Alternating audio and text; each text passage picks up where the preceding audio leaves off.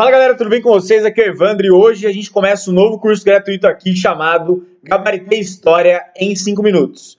Evandro, como você tem tanta certeza, cara, que se eu seguir seu método, eu vou gabaritar a história? Porque eu, Evandro, quem acompanha a minha história sabe, fui aprovado no concurso do Barro Branco, com 20 anos de idade, tinha parado de estudar, estava na 8ª série e das 8 questões que tinham de história em 2016, eu acertei as 8. Hoje nessa aula a gente vai fazer um resumão. Tudo que você precisa saber para, de fato, gabaritar a história no concurso. O objetivo aqui não é ser professor de história. O objetivo é pegar esse resumo, aplicar na prova, gabaritar e ser aprovado. Na aula de hoje, a gente vai falar sobre Egito Antigo, tá? Vai começar desde o básico até o aprovado, sem enrolação. Bora aprender. Senão não vai dar tempo também, a aula é em 5 minutos.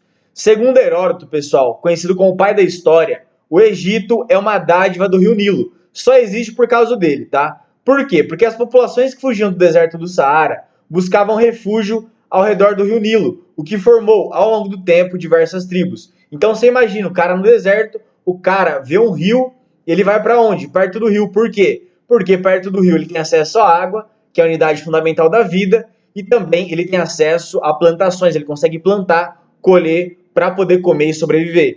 No ano de 3500 a.C., essas tribos são unificadas em 2 reinos, o Baixo Egito e o Alto Egito. Então esse pessoal que se formou ao redor do rio Nilo são diversas tribos, tá? E aí essas tribos, elas são unificadas em 2 reinos, que é o Baixo Egito e o Alto Egito. O rei do Baixo Egito, ele tinha uma coroa branca, pessoal. Isso aqui não importa tanto, só é nível de saber. O rei do Alto Egito, ele tinha uma coroa vermelha. No ano de 3100, o Alto e o Baixo Egito se unificam pelo faraó denominado Escorpião Rei. Então o Escorpião Rei pega essas tribos, pega esse Alto e esse Baixo Egito que se formou e unifica tudo, em uma coisa só, tá? Unifica tudo. E o nome desse faraó que fez isso é o Escorpião Rei.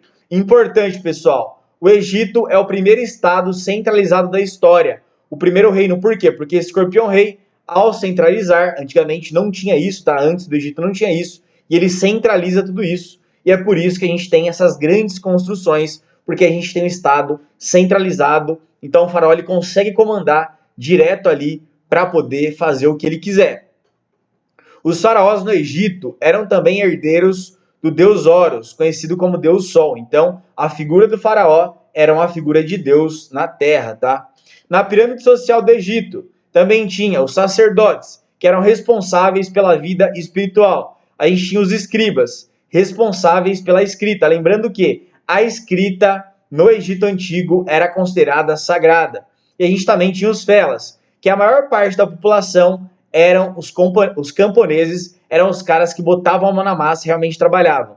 Se os egípcios, camponeses, pessoal, não pagassem os seus tributos, eles tinham suas orelhas cortadas, tá? Então eles cortavam para quem não pagava os tributos e tinha que ser camponês. Era do mais baixo escalão.